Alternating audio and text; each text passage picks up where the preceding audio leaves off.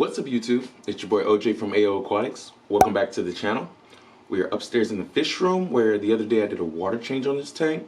And I thought, how about I make another video just giving you some quick tips on how to also change out the canister filter. Let's get right into it.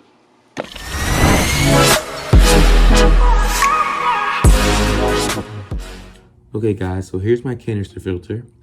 And the first thing you're going to want to do is switch off the power and turn your inflow and outflow hoses both to off. Then you can go ahead and twist off both the hoses. Sometimes there may be some residual water at the connection, so I always have a towel on hand just in case. Once the hoses are disconnected, you can go ahead and remove the filter. Sometimes a simp or two gets through my intake guard, but he looks alive and I'll get him out. Alright, so one important thing I do is to have some buckets available, which I usually fill with some of my tank water for cleaning. You want to always clean your filter with water from inside the tank. That way you don't lose too much of the beneficial bacteria. This is a Penn Plax filter, and overall it's been working pretty well. So removing the lid is pretty simple too on this canister filter. There's a clamp on each of the four sides, which you simply release the clamps and the motor casing will be free to just take off.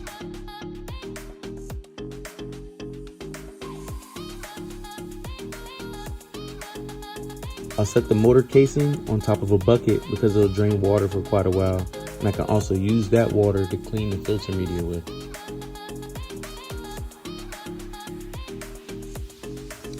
Once the motor casing is off, I remove the cover of the media, which then allows me to begin taking out the 3 media trays I have and actually clean the canister.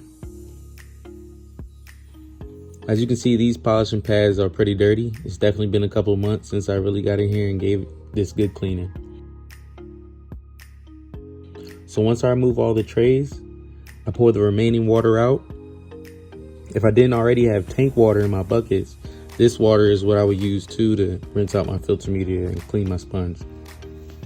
So once the canister is empty, I'll use a little tap water to give it a little rinse just to remove any of the sludge that could be at the bottom of your canister. Now grabbing on one of my buckets of the tank water, I can begin to remove the old media from the trays.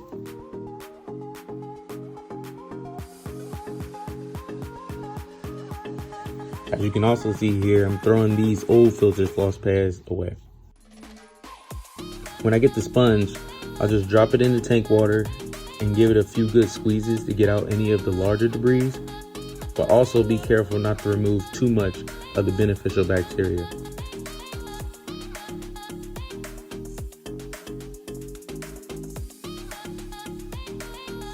Sometimes just for good measure, I'll even rinse the actual tray as well in this tank water. For this video, I completed the first tray fully before moving on to the others just to show how my first level of filtration in this tank will be mechanical. I just simply place the coarse black sponge back into the tray and place another filter floss on top of it, then set it in the bottom of the canister filter.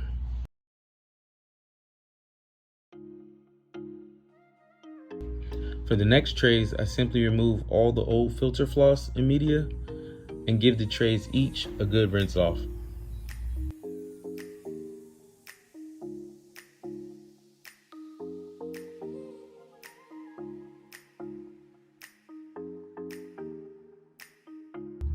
After that, I just fill the second or middle tray with the filter floss and place it back into the canister. You want to make sure the trays stack up properly. You'll be able to tell when they do, as they'll seem to align when they place properly. You'll kind of feel them set in place. For the last tray, I again add another layer of filter floss. This tray is where I introduce a chemical layer of filtration. It'll be the last thing that touches the water before it re-enters the aquarium. And the chemical filtration I'm using today is a premium activated carbon. I simply just place it in a media bag and set it right on top of the filter floss.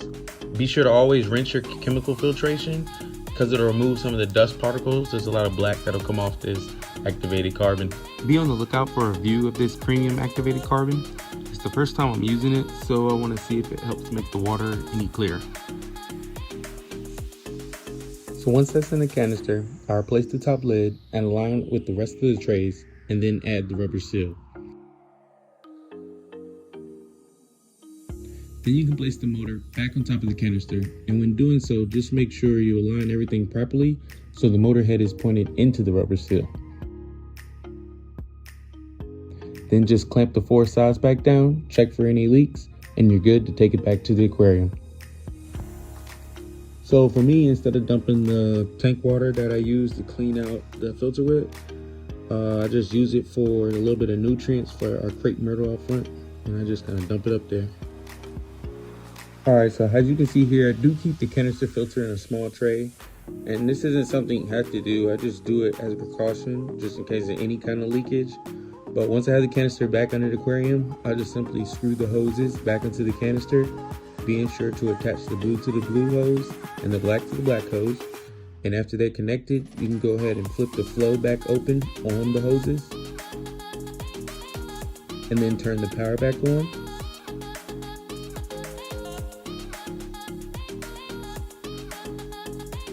After this, you'll want to begin pumping the primer until you see the filter is visibly full of water.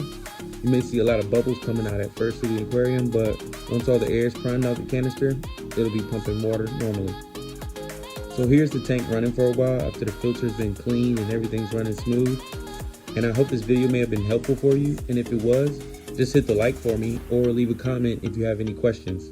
But I really appreciate you making it this far in my video, and before you go, I always dare you to watch 2 more of my videos, and if you do, I'm going to count you a part of the AO Aquatics family. Thanks for watching.